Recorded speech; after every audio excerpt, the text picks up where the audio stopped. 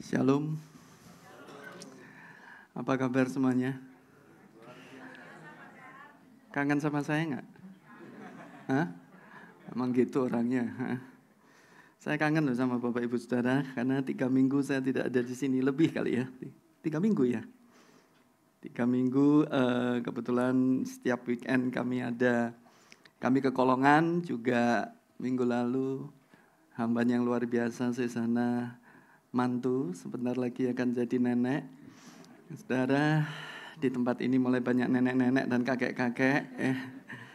Ngucap syukur, tapi biar nenek, biar kakek, tapi kalau sudah ketemu nggak beda dengan anak kecil. Ya, kita penuh sukacita dan lain sebagainya. Bapak Ibu Saudara, saya tadi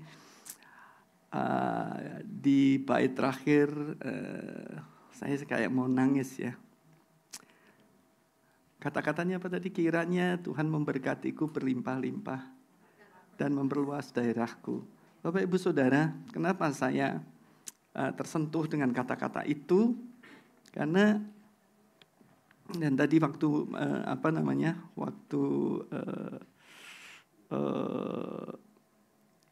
waktu kita menyembah ya, Tuhan juga ingatkan ini. Mana tadi ayatnya ya? Sebentar ya.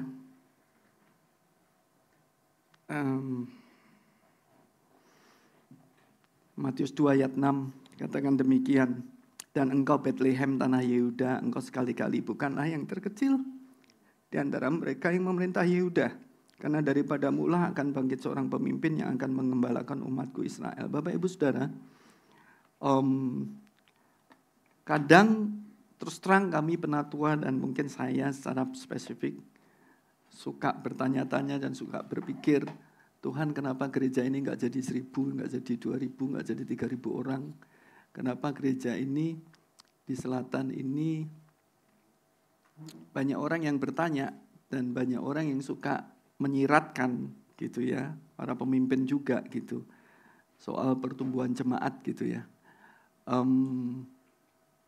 Kami suka kecil hati, kami suka discourage, kami suka juga merasa nggak mengerti mesti mengapa, dan kami tapi juga banyak orang berkata kalau mau gede cari daerah subur ya, daerah subur itu mungkin real estate baru gitu ya, tempat-tempat yang berkembang ya, terutama juga kalau kita bicara anak muda ya, daerah-daerah seperti itu adalah daerah-daerah anak muda yang berkembang ya. Karena anak muda itu jarang yang langsung kaya, jadi nggak bisa beli di Pondok Indah, nggak bisa beli deket-deket sini ya. Dan jemaat kita yang di dekat sini itu juga nggak begitu banyak gitu ya. Namun memang sepertinya Tuhan sudah taruh untuk di tempat ini, makanya kita sepakat ketika mau memperbesar setelah berpikir banyak hal, akhirnya Tuhan mesti punya rencana di selatan ini. Nah, maka kita nggak mau pindah. Mungkin kalau orang berkata selatan itu daerah paling tidak mudah, tidak banyak gereja besar di selatan karena daerah hijau, dan mungkin cuma beberapa yang besar dan itu mungkin sudah ada berpuluh-puluh tahun yang lalu. Kita kadang nggak tahu, tapi kita saya percaya begini ya, kalau sesuatu dilahirkan itu pasti ada purpose Tuhan. Tuhan tidak pernah gagal. Kita mungkin merasa nggak sesuai dengan yang kita pikirkan, tapi Tuhan tidak merasa gagal. Nah, kenapa tadi saya betul-betul terharu? Karena sebetulnya Bapak Ibu Saudara, saya mau sampaikan, gereja kita ini dipercaya hal-hal yang sebetulnya secara manusia saya nggak berani bilang menerimanya. Salah satunya adalah Kolongan. Nah, saya baru pulang dari Kolongan. Bapak Ibu Saudara, Kolongan itu bukan pelayanan gereja, pelayanan jemaat begini ya. Dan itu dilakukan, tapi tidak hanya itu. Semalam kami bertiga, saya Pak Hong dan Pak Jeff, ada pertemuan untuk saya mendapatkan insight lebih mengenai Kolongan, dan saya minta izin atau memberikan beberapa usulan untuk apa yang harus kita lakukan, dan itu sangat holistik, komprehensif. Dan saya mau katakan itu sebuah tanggung jawab kota, saudara, bukan tanggung jawab sekedar gereja. kalau memang mau menyelesaikan permasalahan di sana. Ya, Bapak Ibu Saudara, pertanyaannya kenapa kita? Kenapa tidak Abalov yang gede yang orangnya 3.000? Kenapa di base gitu ya? Kita nggak pernah minta pelayanan, kita nggak pernah nawar-nawarin diri, ya. Tapi saya selalu percaya Bapak Ibu Saudara pegang ini ya. Tuhan tidak pernah keliru kalau memberi hati kepada pemimpin. Dan pemimpin itu memberikan assignment kepada kita. Karena cara kerja Tuhan bisa juga Bapak Ibu sedang berdoa tiba-tiba Tuhan suruh. Tapi pada umumnya datangnya dari orang lain dan itu adalah pemimpin. Ya. Nah jadi kami mendapat assignment Bapak Ibu Saudara untuk golongan ini juga dari pemimpin. Dan menurut saya ini assignment yang gak sangat kecil. Saya mau kasih tahu ini gak cuma daya, doa, tapi dana juga. Dana juga. Ya, jadi nalar saya berkata nggak mau ditemplokin tanggung jawab dalam jangka yang tidak ditentukan, bahkan mungkin seumur-umur gitu. Sebelum saya ke sana pun saya sudah tahu ujung-ujungnya banyak urusan 3D itu. Ya, D yang pertama paling gampang ya, tolong doakan. Ya, sangat tersungkur paling gampang ya. Tapi daya dan dana itu yang pasti banyak orang akan merasa takut ya. Tapi saya pun merasakan ada demikian. Tapi saya selalu percaya bahwa it's a privilege. Saya selalu counter rasa khawatir saya dengan sebuah kehormatan untuk menerima tanggung jawab ini. Dan Tuhan tidak akan mempermalukan gereja Tuhan di tempat ini. Amin. Ya, dan Bapak Ibu Saudara, ketika saya ke sana, sungguh-sungguh saya diteguhkan. Diteguhkan bahwa it's really a privilege. Padahal urusannya ruwet banget. Semakin ruwet saya merasa Tuhan ini privilege. Ya, tadi malam saya bicara sama Pak Jeff, buat saya kehormatan nih Pak Jeff itu, dan hari ini saya ke sana, menurut saya hari ini pun masih penuh tantangan, tapi kalau saya melihat itu luar biasa ya. Tidak ada air sama sekali, air harus diambil 6 km di puncak bukit ya. Tidak ada listrik sekarang ada, tapi baru beberapa tahun terakhir. Jadi memang sebuah tantangan. Tapi hari ini sudah mulai bagus, ya pantainya bisa mulai di banyak gara-gara pandemi ya. Setelah pandemi, gara-gara pandemi dulu orang sering ke pantai, tempatnya jadi bagus, jadi apa istilahnya potensi ekonominya muncul. Nah, ketika potensi ekonomi muncul, yang tadinya nggak mau sudah mulai pada klaim sekarang mau. Ya, jadi semalam saya bicara Pak Jeff, ini pelayanan saat ini dikatakan dusun, sebentar lagi mungkin desa, mungkin 10-15 tahun lagi kota kecil kali ya. Nah, Bapak Ibu Saudara, benang merahnya adalah kenapa Pak Jeff? Itu satu benang merahnya. Tahun 2013 ketika kita diotonomikan, Pak Jeff itu dulu seorang pemimpin pusat yang tentu saja kami kenal, tapi kami nggak kenal deket. Ya, namanya bos, ya kan bukan bos lah, ya tapi pemimpin hebat lah, luar negeri semua gitu ya. Mungkin dulu mulai kenal saya, tapi kalau diajak ketemu saya mungkin perlu dischedule-kan. Mungkin Pak Jeff nggak gitu sih. Ya. Tapi dulu kan kayaknya, waduh ketemu Pak Jeff, Pak Edi itu seperti itu ya. Tapi tahun 2013 ketika otonomi tiba-tiba dia bilang, aku memilih Dibes. Aku mau jadi penatua di Dibes. Karena waktu itu nggak ada pusat lagi kan, semua harus begitu-begitu. Tadinya mau saya tolak. Takut minta transfer fee kan. Tapi ternyata for free ya, kalau for free ayo aja gitu kan ya. Bapak Ibu Saudara, itu nggak kebetulan ya. Kok dia milih gereja yang paling kecil di Abalov gitu ya. Ya jadi itu benang merahnya ya, kita cuma terima dengan sukacita. Ada seorang pemimpin, hari ini kita menerima semua pengajaran yang dari beliau gitu. Sampai hari ini Kolongan, ya waktu itu Pak Julius diminta, saya mau kasih tahu ya, Kolongan itu sudah dikirim para dedengkot Abalov ini bertubi-tubi. Ya, penatua-penatua top di dunia persilatan Abalov ini sudah dikirim ke sana. Sebulan, 2 bulan, 3 bulan. Tetap semangat semua pulang gitu ya, lembe-lembe toyan-toyo gitu ya. Terus kita Pak Julius waktu itu diminta ya, dengan berita gitu ya. Sudah menanamkan sesuatu. Ya, walaupun mungkin sedikit belum pas juga. Dan terakhir Masa Eva. Masa Eva menurut saya, Bapak Ibu Saudara makanya. Ya. Mungkin kita ini cuma tahunya Masa Eva suka duduk di situ ya. Nggak jelas. Ya. Di kita, di Abalov di Best ini Masa Eva itu kayak, Anda suka nggak nyapa kan? Bahkan suka kurang ajar kan? Ya kan? Di sana semua orang tunduk itu. Forum kepemimpinan, dedengkot-dedengkot, Kolongan itu. Saya ngelihat Masa Eva itu. Mas, sini ya. Tolong sana ya. Sini. Tapi bukan karena takut. Tapi karena mereka punya nilai values sudahan. Transformasi. Kemarin saya cerita sama Pak Jeff saya ke sana kayak di home.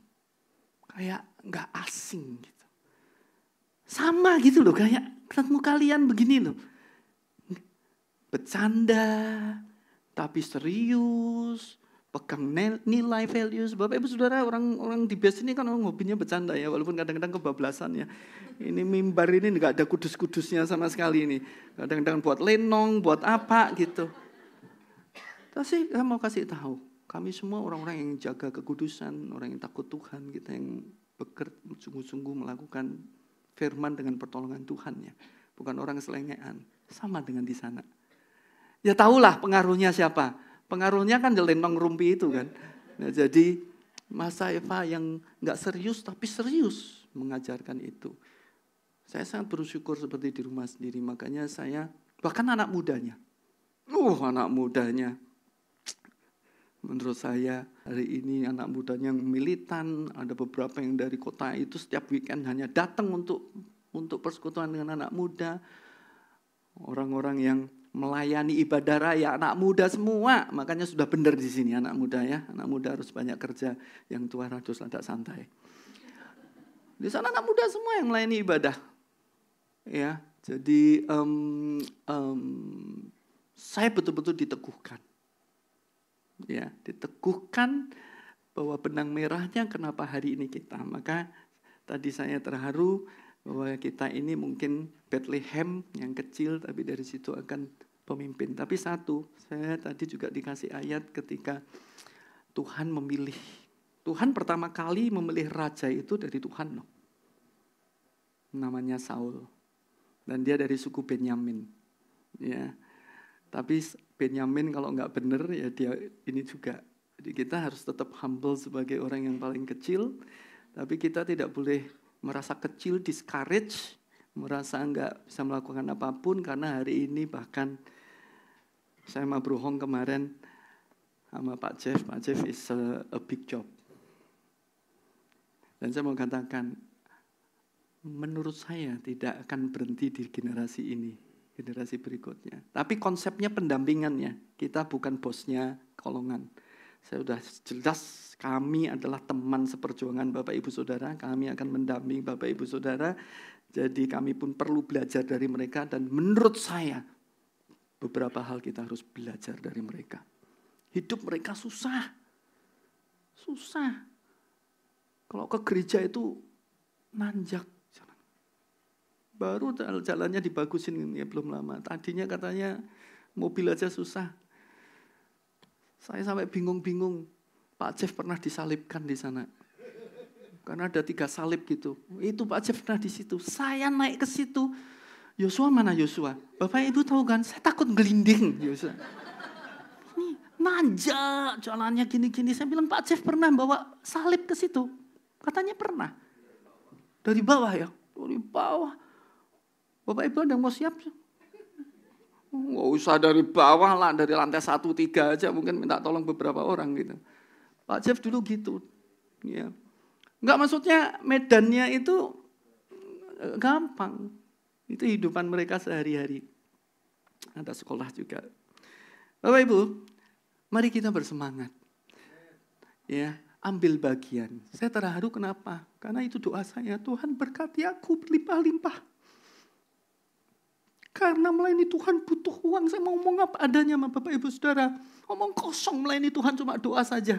Hari ini kalau kita kekolongan, perlu uang banyak sekali untuk menolong mereka. Kita nggak bisa cuma doa, nggak ngasih solusi. Saya kesalahannya cuma saya bilang apa yang perlu dibantu. Pak, kami nggak ada komputer sama sekali. Segala sesuatu dari Depdikbud sekarang harus lewat web.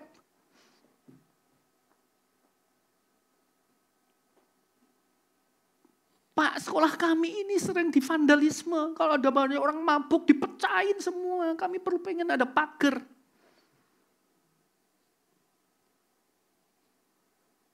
Kita nggak bisa pakai doa bangun pagar, saudara. Tuhan Yesus nggak begitu, doa saja. Tuhan Yesus juga melakukan real. Jadi Bapak Ibu Saudara, saya tidak menuntut apa-apa dari Bapak Ibu Saudara, taruh hati. Karena saya selalu berpikir begini, bukan soal amount-nya. Buat mereka yang bisa memberi lebih, puji Tuhan. Buat kita yang tidak bisa memberi banyak, kasih sesuai hati. Karena itu yang nempel ke kolongan buat saya hati. Makanya saya berkata, membangun segala macam. Bapak Ibu Saudara, saya mau kasih tahu supaya Bapak Ibu mulai nambah beban. Kan beban saya harus transfer ke banyak orang. Kalau sendiri kan, ya kan? Kalau sendiri saya resign loh. Saya pengen jadi jemaat, nggak resign jadi. Di saat yang sama kita sedang membangun kan, saudara? Sedang mau membangun. Saya sebut aja ya, Bro Conley butuhnya ya. Minimal butuhnya. Bro Mike, minimal 10 miliar. Itu pun mungkin Bapak Ibu nanti setelah selesai harus banyak berdoa karena pondasi mungkin gak kuat. Kalau untuk menguatkan pondasi gak tahu. Bro Mike belum keluar dengan angka. Tapi saya mau kasih tahu Bapak Ibu Saudara. Tiba-tiba mendadak sontak. Kami dihubungin pemilik ruko sebelah. Yang kita sudah tanyain hampir setahun 2 tahun. Kanan kiri ini mau dijual apa kagak? Kita pengen. Dulu pernah satu doa kita rada kemaruk. Tuhan dari ujung sana sampai ujung sini akan menjadi kami, ruko kami. Benar, ruko kita ini ya, Bapak Ibu Saudara perhatiin. Ruko kita dari ujung sampai sana, kita ini pas di tengahnya. Pas di tengahnya, model rukonya kan kayak istana gini, terus naik. Kita nih pas di tengahnya. Dulu lah, zaman dulu tahun 2000-an gitu, 1 hari, ini semua adalah milik kita. Akhirnya baru berhasil 1, ini sebelah ini 1. Bapak Ibu Saudara, aslinya itu cuma segini nih. Nih 3 ruko nih. Ya, waktu itu kita butuh, saya ingat gak saya di sini saya butuh klinik ya. Siapa yang mau bangun klinik? Lagi banyak kebutuhan gini. Terus Bu Indrawati itu yang sekarang di Australia. Angkat tangan. Pak, saya mau benar penanggung jawab klinik. Kalau gitu kita doa cari tempat klinik. Sebelah didoakan. Mulai waktu itu pendoa syafaatnya wah powerful kan. Tante Rin, ya, Tante Loan. Tante-tante tuh kalau doa ngetop nih tante. Ayo di sini yang tante-tante tolongin doa. Nggak lama loh, nggak sampai sebulan. Kebetulan Ibu Tres kenal sama yang punya, kan dicari tahu siapa yang punya. Ibu Tres ditelepon, kamu doain ya? Kenapa? Aku gelisah. Ini orang Kelapa Gading. Doain gelisah. Wah, jangan doain, ngomong sama Bu Tres begitu. Semakin didoakan, ya kan? Karena dapat Tuhan untuk klinik. Sebulan kemudian nggak tahan dia. Udahlah aku jual. Makanya kita bilang jangan ditawar sembari deg-degan. Karena kan kasih karunia Tuhan. Bapak Ibu Saudara kalau sudah dapat dari Tuhan jangan kemaruk. Udah dari Tuhan, ayo kita pencet harganya. Kamu sudah gak bisa tidur kan? Doain kenceng tapi harga murah dipencet. Itu namanya kurang ajar. Sebelum ada harga, saya sama Bro Hong sama waktu itu siapa ya berapa? Kayaknya gak usah ditawar nih, berapapun sembari deg-degan. Ini 1,8 M, nggak ditawar, udah langsung buat kita udah kasih karunia. Ya, sekarang sebelahnya mendadak sontak dijual dan kemarin kita udah salaman ya Bapak Ibu Saudara, udah salaman nih. Tolong jangan bikin malu penatua Bapak Ibu Saudara nih, ya salaman 5M. Bro Max jadi saksi, Bro Ali. Saya senang Bro Ali itu bagian keuangan karena pasti yang stres dia. Tiap hari dia mulai tapi dia sharing burden tiap hari. Duitnya segini Pak Dar, duitnya segini. Tenang Bro Ali. Semua indah pada waktunya. Saya bilang sama anak buah saya, semua akan indah pada waktunya. Kalau belum indah, berarti belum waktunya. Udah gitu aja. Semua orang jadi semangat kalau dikasih target baru. Ya. Bapak Ibu Saudara,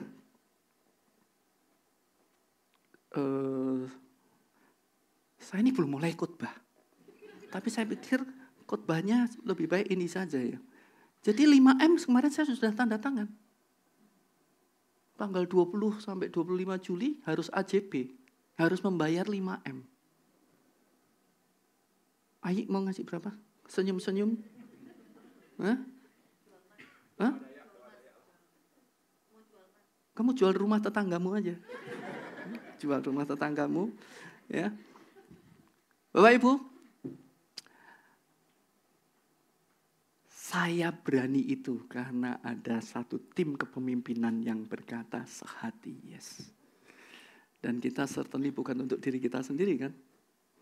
Ini untuk gereja Tuhan, kita akan namain GYKT, dan ini untuk generasi berikut, teman. Jadi jangan kaget kalau nanti atas jadi. Jangan kayak anak kampung ya, tolong ya. Kalau nanti kok gede banget Pak Dar, terus saya nyari tiang kok nggak ada ya. Hari ini tiangnya banyak. Ini udah 15 tahun kita tengking nggak hilang-hilang. Gitu. Kita tengking nggak hilang-hilang, pusing ini. Ya, jangan heran, tunggu tanggal mainnya. Karena tambah satu ruko. Kemarin Bro Mac sudah ngelihat, gede nggak Bro? Gede lah, lebar. Kemarin saya ke teman-teman kolongan, itu kan kolongan gede juga, nggak ada kolom juga. Saya suruh hitung Unico berapa? 9 meter Pak, 10 meter. Kecil tempat kita nanti. Berapa Bro? 25 meter ya?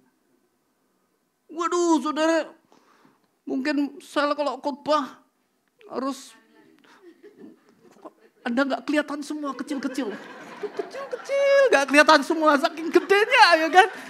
Kecil-kecil. Aduh gimana itu Bro? Ya, takut saking gedenya kecil-kecil. No. Saking gedenya. Sorry saya mengambil power bank ya, ini saya kok ternyata ininya mau mati. Ya. Ya, jadi saya sharing ini, saudara, saya tidak sedang mencobai Tuhan. Saya nggak berani kalau saya yang punya hati sendiri. Tapi kalau ada kesepakatan, karena saya percaya satu hal begini, Tuhan bekerja melalui rohnya, amin. Dan setiap kita punya roh Tuhan. Konfirmasi dari pekerjaan Tuhan itu adalah ketika kita sepakat. Ya, jadi saya percaya Tuhan cukupkan. Saya cuma pesan, saya udah kadung salaman tuh hari Sabtu kemarin. Jangan permalukan penatuamu, udah itu aja. Jangan permalukan penatuamu. Ini kok gimana ini ya? Ya, Bapak Ibu Saudara. Jadi banyak tanggung jawab dan sebetulnya ada beberapa hal lain yang saya mungkin tidak bisa saat ini sampaikan, tetapi tambahan-tambahan hal yang buat saya seperti kok datang bersamaan gitu ya. Nah oleh sebab itu hari ini saya masuk kepada firman-Nya. Ya. Bapak Ibu, ini bukan karena kita mau membangun, tapi Tuhan taruh ini ya. Ini mengenai fondasi kehidupan orang percaya. Ya. Gimana sih? Kok tiba-tiba nggak bisa slideshow? Oh sebentar.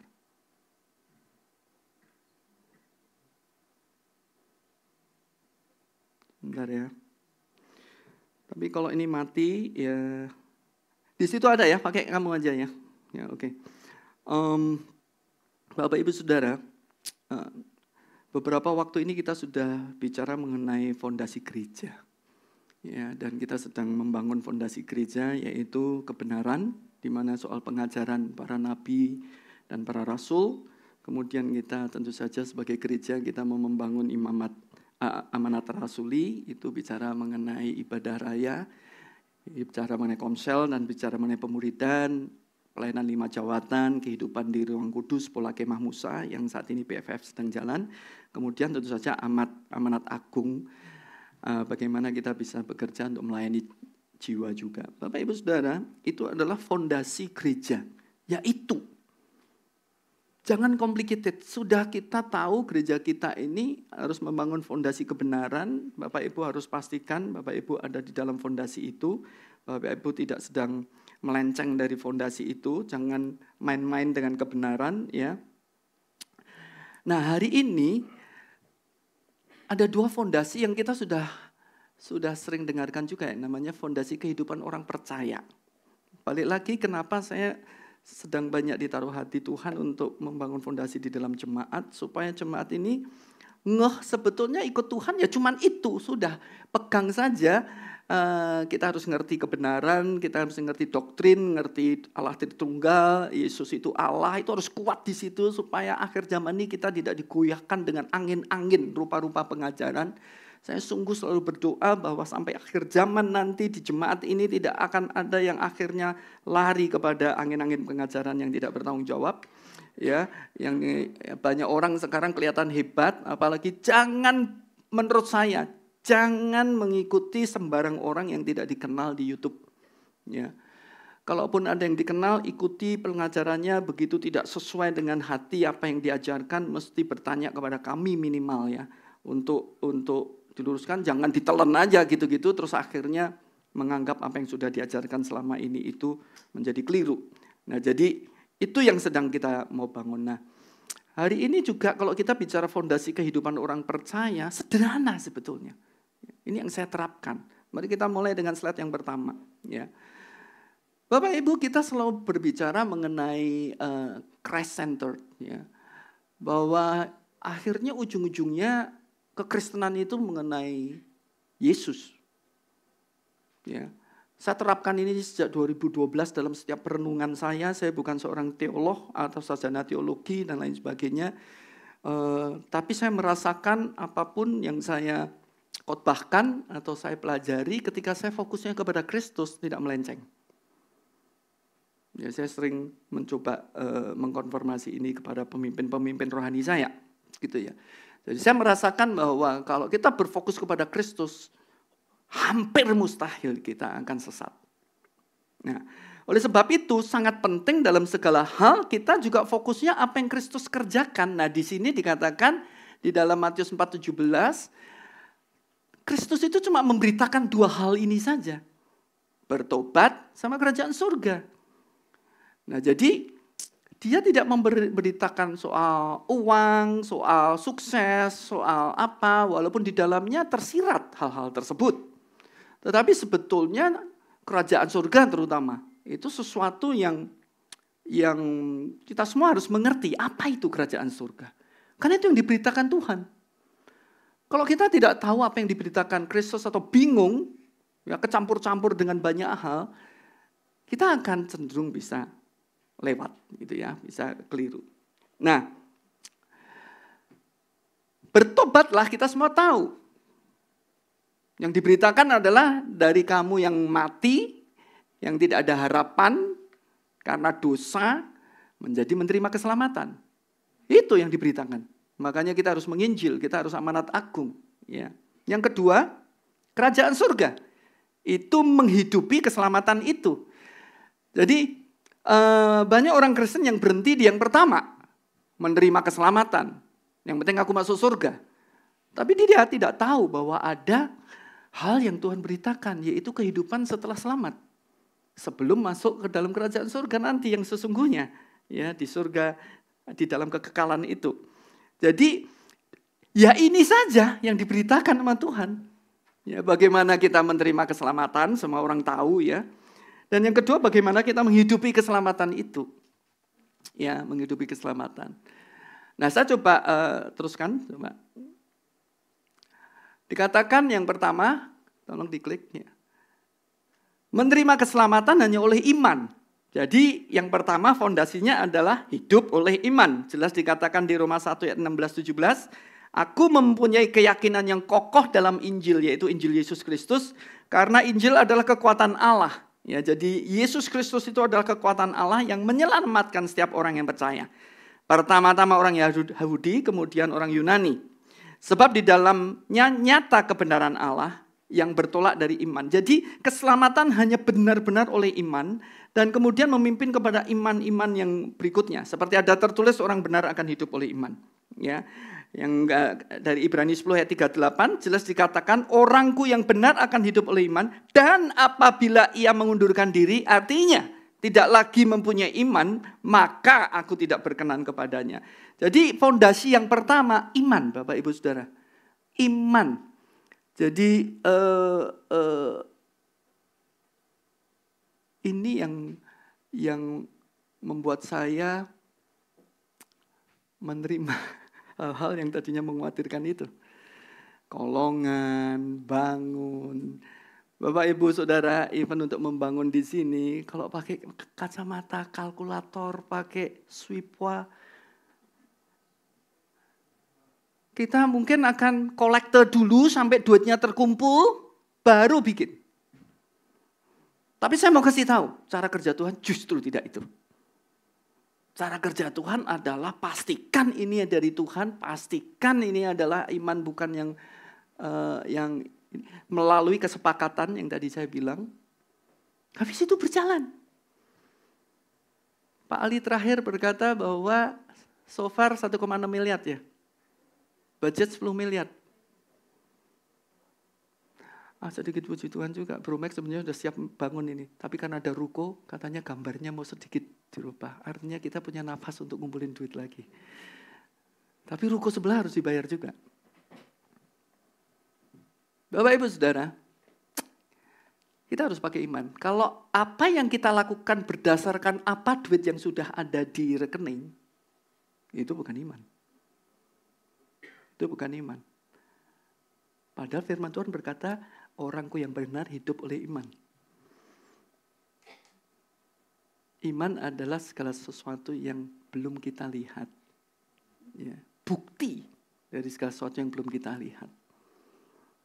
Jadi artinya begini, di dalam setiap perkara hidup kita, Bapak Ibu Saudara harus ada ketergantungan kepada Tuhan. Karena iman itu berbicara, I trust you Lord. Percaya Tuhan, suruh aku bangun, belum ada uang, aku akan bangun. Aku akan mulai berjalan. Dan saya mau kasih tahu, 1,6 miliar itu bukti Tuhan akan mencukupkan.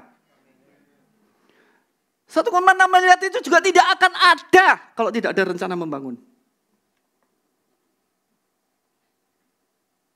Enggak akan ada. Ya kan? Makanya buat saya itu kayak DP iman Tuhan kasih. Buat saya itu penghiburan. Saya nggak perlu nunggu ada 10 M. Dan Bro Mac tolong ya, biasanya kalau budget 10 M jadinya bisa 15 ya. Ya kalau 15 Bro Mac yang nambokin lah. Udahlah itu kan urusan ketua panitia gitu. Tapi saya bilang kita harus juga disiplin bertanggung jawab dengan budget. Ya, tapi kita nggak pernah tahu nanti, kan kita mau memberi yang terbaik ya. Ya. Nah, itulah kenapa Tuhan tidak berkenan sama orang nggak pakai iman. Karena iman itu sedang berbicara, Tuhan, I need you, I need your help. Bukan Tuhan, aku bisa bangun dengan kekuatanku, karena duit sudah ada di rekening. Demikian juga dalam banyak hal yang lain ya. Tuhan taruh, kita jalanin. Suka salah nggak? Saya pernah salah. Sudah nggak ngomong Tuhan. Yang kedua, tidak sepakat sama istri. Tapi menurut akal budi saya, it's a good investment. Ya buntung sekarang, rugi gitu ya. Ya puji Tuhan juga, ya sudah gitu kan. Nah jadi itu yang pertama. Hidup oleh iman. Jadi jangan sampai tidak ada unsur iman apapun di dalam kehidupan kita, bahkan di dalam mengelola gereja ini. Makanya di dalam mengelola gereja ini ya harus selalu ada iman. Bapak Ibu Saudara, saya kan suka bercanda, tapi benar itu kenyataannya. Kolektor kita itu setiap bulan ya habis dipakai. Pelayanan Sukabumi, pelayanan mana-mana, habis sudah. Dulu saya paling tidak suka ditelepon Ibu Duna. Karena kalau ditelepon itu cuma bilang satu, Bu Duna itu nggak perlu sama khotbah saya, nggak perlu sama ayat-ayat saya. Dia cuma perlu duit dari saya, udah gitu. Bukan apa-apa, duit itu yang dia harus bayar, nggak bisa ditunda. Kalau doa masih bisa ditunda dan lain sebagainya. Makanya terima telepon dari Bu Duna itu dulu, atau Eva ya dulu ya. Pengen gak ngangkat. Pasti ujung-ujungnya Pak Dar ini udah ada tagihan. Gimana ya? Makanya cepat-cepat saya mengangkat diaken. Namanya Bro Gun sama Bro Iksan. Transfer pusingnya ke dia kan. Gak tahu tuh Bro Gun. Padahal saya begitu kan. Makanya hari ini saya gak pernah angkat. Gak pernah ditelepon. Tapi puji Tuhan alhamdulillah saya cuma nanya ke Bro Gun, gimana pusing gak? Tenang bro. Wah kalau Bro Gun sudah bilang tenang, mana Bro Gun? Wah top udah tenang bro. Gua gak tahu dia nombokin terus apa enggak, aku gak tahu. Pokoknya tenang bro, udah gitu aja. Ya sudah tenang. Makanya saya mau kasih tahu Bapak Ibu, mungkin sudah 5 tahun saya tidak melihat keuangan. Saya mungkin gak tahu saldonya sekarang berapa bro? Ada 1 triliun? Hah? Ada bro?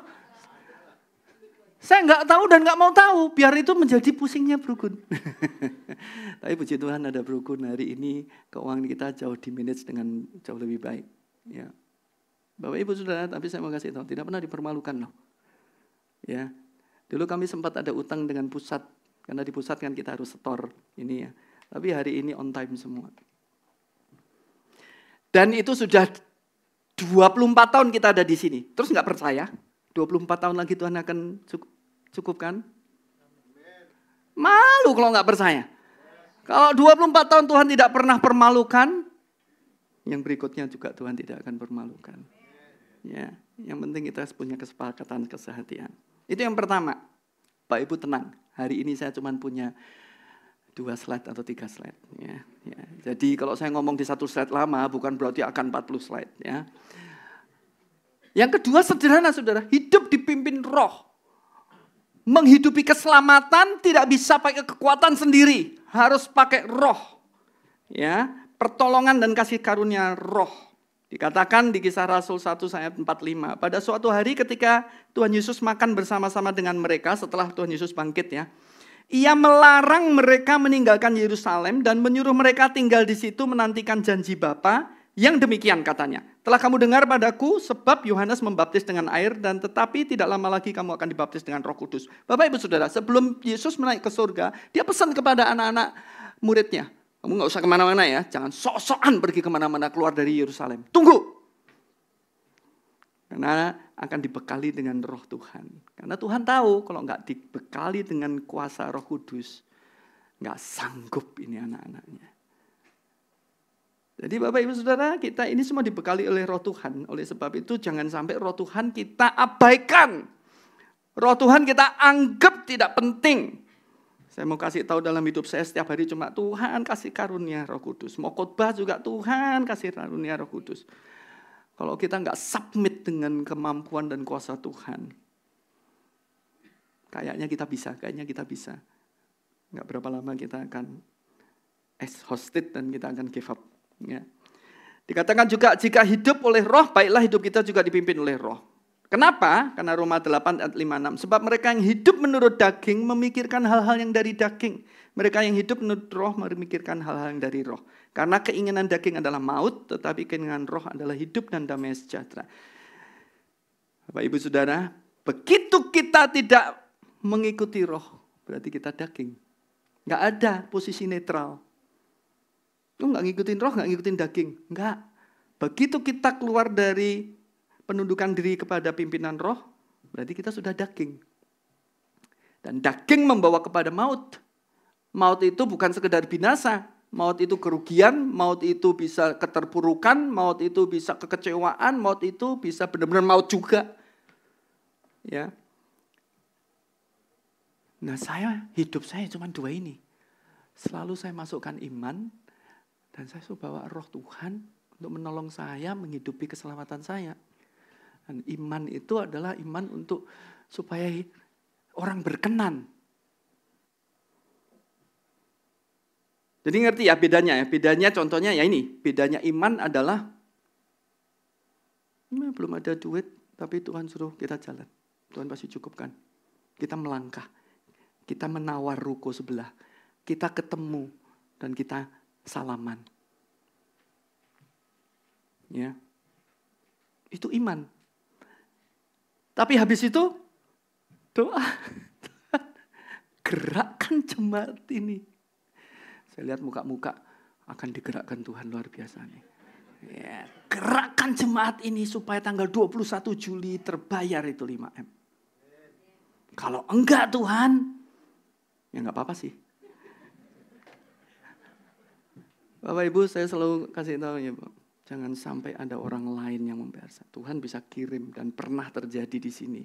Jemaat orang lain yang justru bayarin pelayanan kita. Dan jemaat itu bukan tambah miskin dan tambah kaya hari ini. Jangan. Kita lebih dulu. Ya, urusan kita Tuhan berarti sedang deal sama kita. Ada orang lain mau ngasih ya kita terima, itu juga Tuhan gerakkan kan. Ya, tapi kita dulu. Ya, jadi itu. Oke, slide yang kedua terakhir. Apa komponen hidup oleh iman itu? Silakan. Pertama menerima keselamatan. Yang berikutnya hidup bersumber kepada Allah. Ini di Yohanes 15 ayat 45 ya. Jelas ya bahwa kita itu harus ada pada pokok. Jadi hidup oleh iman itu adalah pertama untuk keselamatan. Ya kita semua sudah tahu keselamatan. Yang kedua hidup kita ini selalu bersumbernya kepada Allah. Jangan sumber yang lain. Apapun kita harus berpikir kepada Allah. Itu iman kita kepada Allah. Kepercayaan kita kepada Allah. Dan yang terakhir firman. Kepercayaan kepada firman. Bapak, Ibu, Saudara. Kita harus patokannya ini. Firman. Firman ngomong apa kita percaya nih. Belum jadi tapi kita percaya. Karena diomongin di sini. Ya kan? Di dalam firman Tuhan ini ada yang hitam putih, very clear, nggak usah didispute. Tapi memang ada yang perlu diinterpretasikannya. Tapi kita harus basisnya di sini. Ya.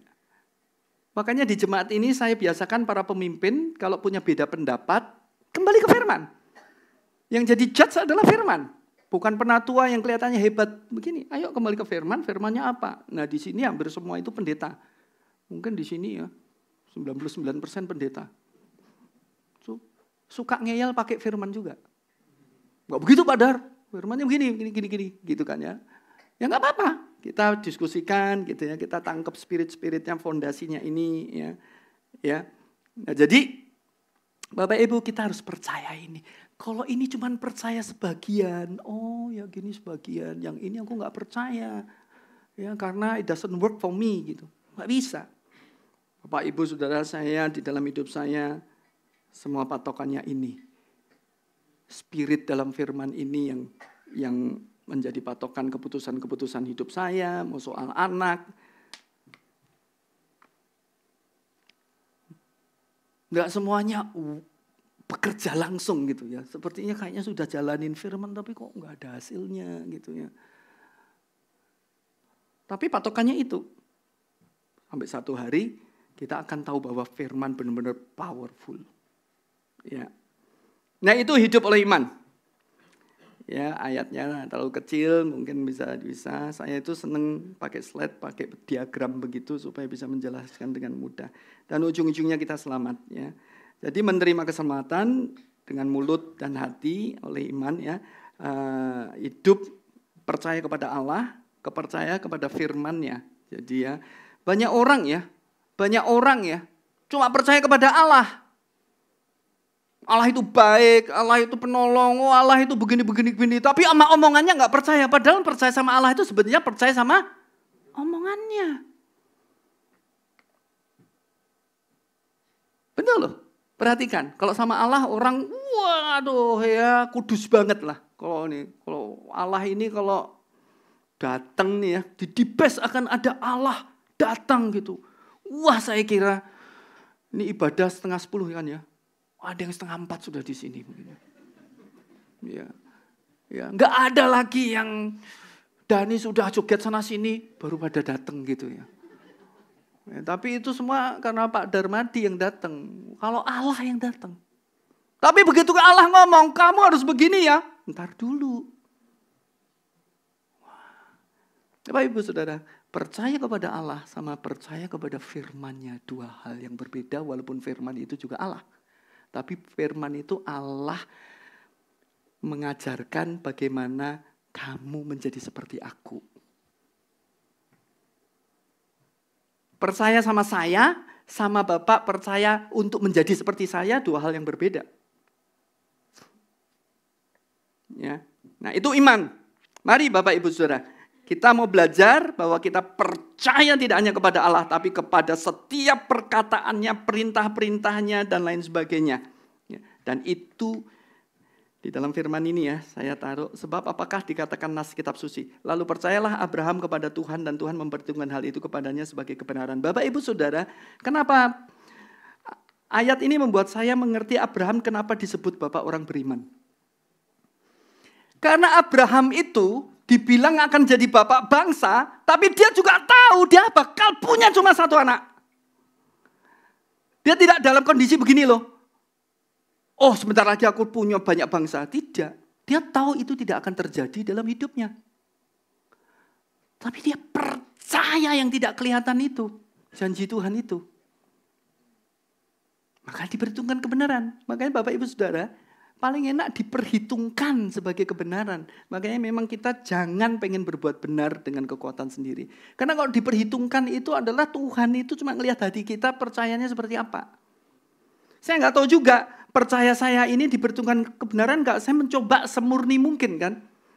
Contohnya membangun ini. Jangan sampai ada sedikit pun itu kayak ambisi pribadi untuk melihat supaya hebat bisa membangun gereja ini untuk generasi berikut. Kalau ada sedikit itu saja, Tuhan percuma. Kita ngeluarin berapapun buat saya percuma. Tidak diperhitungkan kebenaran. Karena untuk kesombonganmu. Ya kan? Tapi kalau hati kita benar-benar murni karena kita mau juga tempat ini juga lebih menampung lebih banyak orang. Mau untuk generasi berikut juga memerlukan fasilitas yang lebih baik. Mau bersama-sama memberikan yang terbaik juga untuk pelayanan di tempat ini. Ya, Tuhan yang mengukur hati kita masing-masing. Dan hati setiap pemimpin di sini dan setiap orang yang memberi kontribusi. Ya, pastikan jangan sampai sudah ngasih uang tapi tidak diperhitungkan sebagai kebenaran. Pastikan itu. Jangan. Lebih baik nggak usah ngasih. Lebih baik kita menabur tapi hatinya murni. Tuhan melihat itu sebagai kebenaran. Tapi kalau menabur terus begini, habis itu telepon saya, Pak Dar boleh nggak di satu ruangan dikasih nama saya? Ruang Yuda, Ginanda gitu. Bapak Ibu Saudara, saya mau kasih tahu, saya ada di gereja teman saya satu, ya gitu, karena mau ngumpulin uang kan, jadi dijanjikan, kalau segini dapat ruangan segini. Pakai nama dia loh. Jadi saya nggak tahu, mungkin di sana ruangan kan biasanya kalau di industri itu ruang Yerusalem, ruang Bethlehem, kalau ini ruang Yuda Tania, ruang Ayi tetap semangat. Gitu. Bapak Ibu Saudara, gedungnya jadi. Tapi menurut saya nggak menghakimi. Mungkin nggak diperhitungkan sebagai kebenaran. Padahal udah ngeluarin duit. Walaupun Bapak Ibu Saudara, saya mau buka juga. Salah satu dana yang kita siapkan itu adalah rumahnya Tante Rin. Bapak Ibu semua tahu? Tante Rin, banyak yang kenal di sini ya. Tante Rin pendoa syafaat kami yang sangat setia. Yang saya selalu di dalam roh saya merasakan para pendoa syafaat zaman dulu itu adalah tonggak. Sehingga kita bisa berdiri hingga hari ini. Ketika beliau meninggal, dia mewariskan rumahnya kepada kami, gereja. Tapi dengan satu catatan. Kalau gereja mau membayar 400 juta, ya silahkan diambil rumahnya, 400 jutanya diberikan ke 2 orang ahli waris. Ya. Kalau enggak ya enggak apa-apa, tidak memaksa gereja. Tantrin baik, artinya Tantrin tidak mau membebani gereja gitu. Ya. Ketika kami rapat, dapat suratnya kayak surat wasiat seperti itu, kami sepakat di pemimpin. Hati Tantrin untuk gerejanya. Makanya waktu itu kita harus memenuhi wishes-nya Tantrin. Yang kami dapat adalah Tantrin sudah meninggal pun mau ada di dalam pelayanan, menjadi berkat buat jemaat Tuhan. Waktu itu kan sama, kita nggak ada duit juga waktu putusan malam itu. Tapi kita sepakat, oke, kita mau memenuhi wishes-nya Tantrin. Akhirnya kita kumpulkan, kita berikan kepada ahli waris, dan rumah itu kita bilang tidak akan pernah dijual. Supaya ada kenangan mengenai Tantrin. Tawarkanlah kepada Rafa House. Bu Dharma udah semangat itu, rumahnya lumayan gede ya, 500 meter gitu, saking semangatnya. Datang ke RT, nakut-nakutin RT. Nanti di sini ada pelayanan. Pelayanan apa? Pelayanan ini bisa teriak, bisa gini-gini, takut semua. Enggak lah, saya besar-besarkan lah. Tapi maunya Bu Dharma ini orang jujur banget lah ya. Ya memang harus jujur, tapi sedikit diplomasi dikit boleh dong gitu loh. Ngomongnya jujur, RT-nya ketakutan saudara. RT-nya ketakutan, enggak boleh dipakai saudara. Ini sampai hari ini kosong, enggak boleh dipakai. Nah, kalau nggak boleh dipakai gimana? Ya mau nggak mau kita berencana kita jual. Nah, jangan ikut-ikut ya. Kita mau nanti namakan sesuatu di gedung gereja ini namanya Tantrin. Apa? Ruang doa ya. Ya ruang doa nanti ruang doa Tantrin gitu ya. Atau ada koridor Tantrin gitu ya. Tahu nggak Bapak Ibu Saudara, saya di kolongan jalan Jeff Hammond. Top juga jalan rayanya Jeff Hammond. Saya cari jalan Arif minta jam, gak ada. Ternyata kurang top dia di sana. Arif gak ada. Eva Cahena mungkin 10 tahun lagi ada. Mungkin gua gak tahu juga gitu ya. Jalannya ini. Oh semak-semak dikit. Yang Raja Nyungsap itu baru Arif min. Aduh. Kurang berjasa itu Bapak Saudara. Oh itu jalan utamanya masuk, jalan Jeff Hammond ya. Itu jalan utamanya, jalan raya. Apa? Gedungnya juga Jeff Hammond, terus ada gang-gangnya. Bapak Ibu Saudara, kita semua sepakat karena rumah itu akan dijual dan kita mau abadikan. Ya, nanti di mana lah rumah doa, di ruang doa atau di mana kita abadikan ya. Supaya anak-anak muda tahu ada dulu namanya Tantrin. Saya mau kasih tahu Tantrin. Encourager terbesar saya di saat-saat saya mau give up tuh selalu dia bilang, Darmadi, waduh, mantap, oke, teruskan. Padahal dia nggak tahu apa yang saya lagi puyeng, tapi ya sudah, selalu memberi encouragement. Ya. Nah Bapak Ibu Saudara, pastikan diperhitungkan sebagai kebenaran. Amin, amin. Jangan terlalu ini juga tapi ya, jangan terlalu Taurat gitu ya. Tangan kiri nggak boleh tangan kanan tahu. Ya itu kan prinsipnya. Tuhan melihat saya hati sih. Ya. Kalau saya bercerita begini kan juga untuk memberikan encouragement. Saya tidak sedang berbicara Tantrin bagaimana-gimana, tapi itulah berkat buat kami. Itulah konfirmasi buat kami yang kadang-kadang perlu dikonfirmasi bahwa we are on track gitu ya. Gereja ini nggak ngaco gitu ya. Oke, itu hidup Leman. Slide terakhir, saya janji slide terakhir, walaupun saya janji sering gombal, tapi slide terakhir dikatakan hidup dipimpin roh. Yang pertama, menerima pertolongan, ayatnya sudah top semua lah ya, saya ingat. Yang kedua, menerima kuasa, yaitu 9 karunia roh.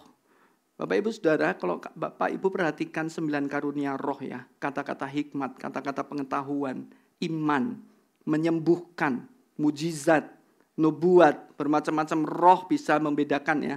Terus bahasa roh untuk kalau kita tidak sedang sulit berdoa.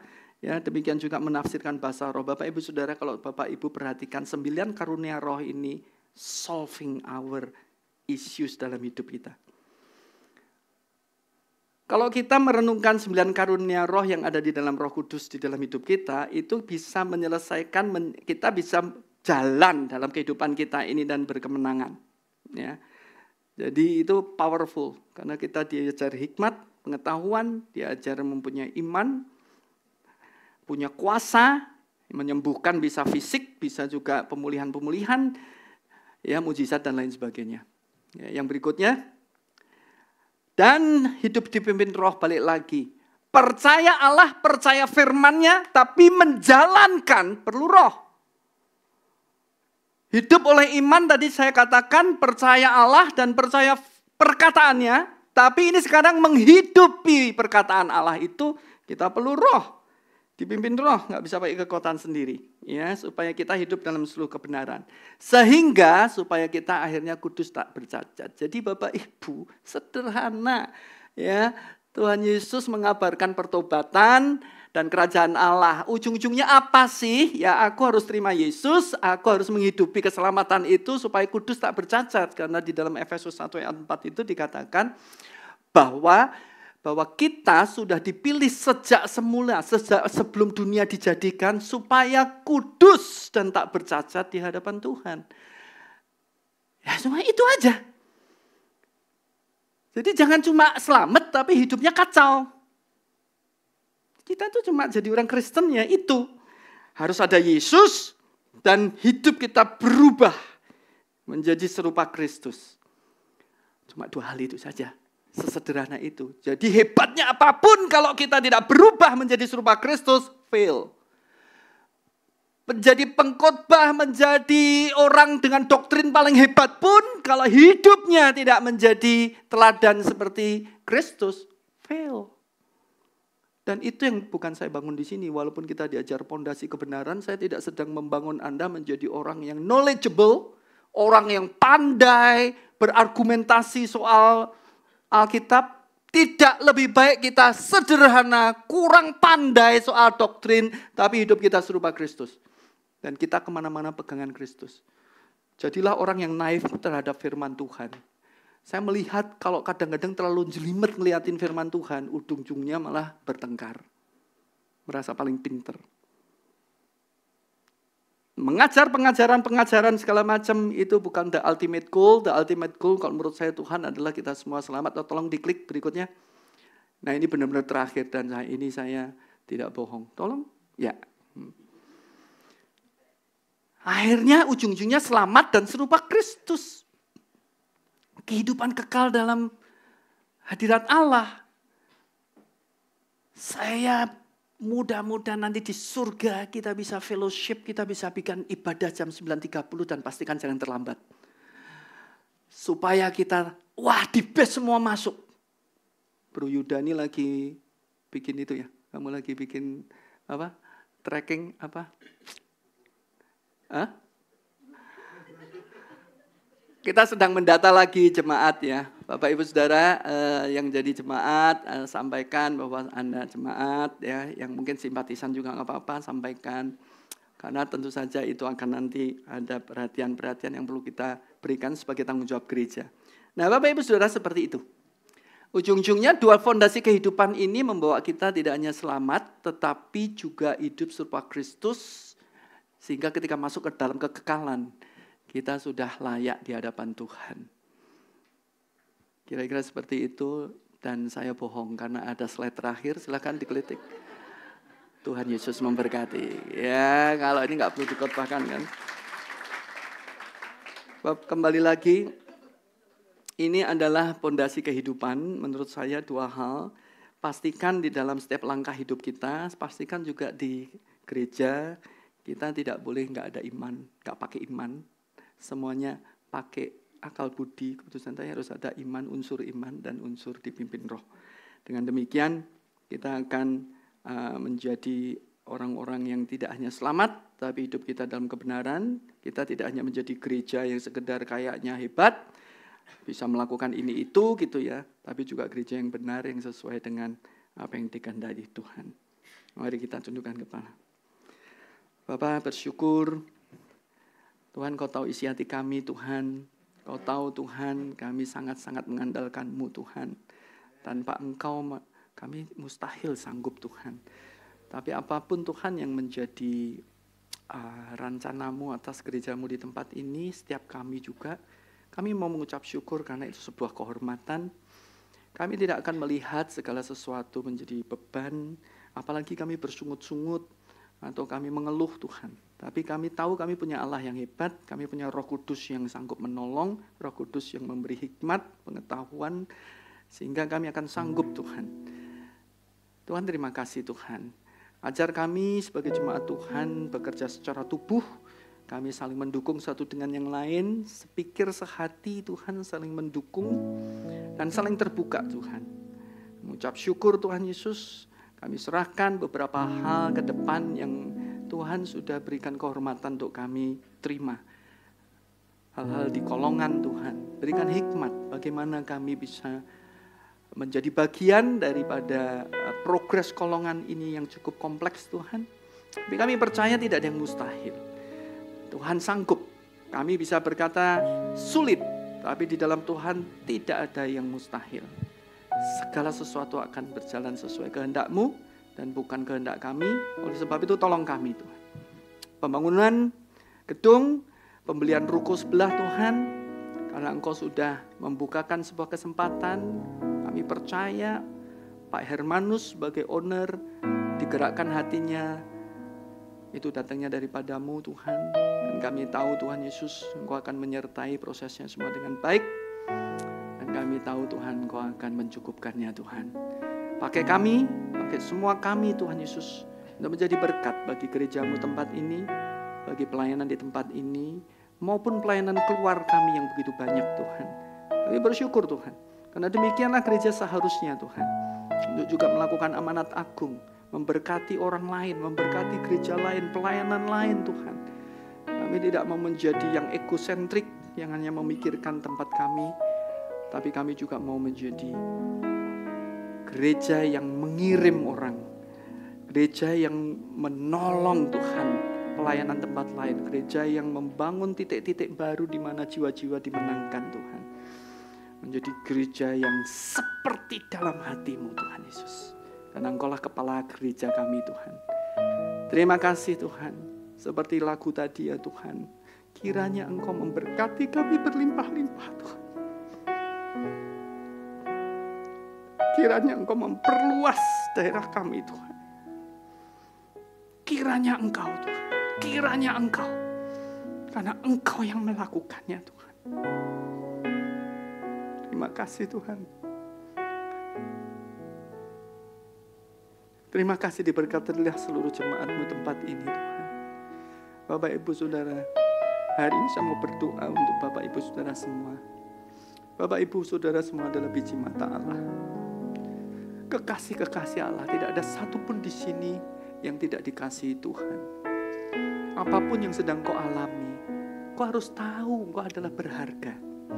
Seperti Bethlehem, kota yang dianggap kecil, yang mungkin saat itu bukan kota yang hebat, kota bukan yang menjadi atensi orang, tapi Tuhan, Raja kita, memakai kota itu yang akhir ini menjadi pembicaraan di seluruh bumi. Jangan pernah merasa kecil di hadapan Tuhan, karena kita sendiri bersama Tuhan adalah besar. Kita sendiri kecil, bersama Tuhan besar. Ketika bersama Tuhan kita jadi mayoritas. Bapak Ibu Saudara, jadilah kuat dan teguh dan kokoh dalam hidupmu. Jangan takut dan gentar. Pakai imanmu, masukkan roh Tuhan dalam seluruh perilakumu. Maka Tuhan akan menjadikan apapun yang kau inginkan itu dengan cara-cara Tuhan. Dan kalau Tuhan sudah bekerja, tidak ada satupun yang sanggup menghambatnya Tuhan.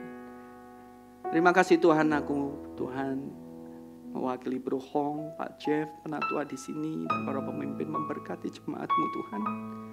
jemaat yang baik, jemaat yang sungguh-sungguh diberkati, dilindungi, disertai seluruh keluarga mereka, seluruh anak cucu mereka, apapun yang mereka lakukan Tuhan, kiranya Engkau memberkati mereka berlimpah-limpah Tuhan. Terima kasih di dalam nama Yesus.